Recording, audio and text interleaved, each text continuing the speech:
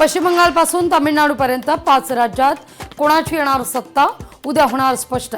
सत्ताधाऱ्यांसह विरोधकांची प्रतिष्ठा पणाला. नसरापूरमधील चिमुकलीवर अत्याचार आणि हत्या प्रकरण, रोहित पवार धैर्यित, पीडितेच्या कुटुंबियांच्या भेटीला. मला मंत्री व्हायचंय, आमदार महेंद्र दैवींकडून इच्छा व्यक्त. अंतिम निर्णय पक्षातील वरिष्ठ नेत्यांचा, असं देखील केलंय वक्तव्य. बोंधू अशोक खरात प्रकरण, मनी लॉन्ड्रिंग अँगलनं तपासाला मोठं वळण. खरातकडून अवतार पूजा, मृत्यूची भीती आणि धार्मिक बनाव, तब्बल 5 कोटींच्या खंडणी प्रकरणी ईडीची विशेष कारवाई.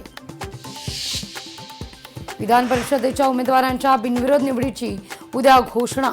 विधान परिषदेकरता 17 पैकी 9 उमेदवारांचे अर्ज ठरलेत वैध. केरळच्या मान्सूनची तारीख 15 मे. अंदमानात मान्सून 22 मे दरम्यान धडकण्याची शक्यता.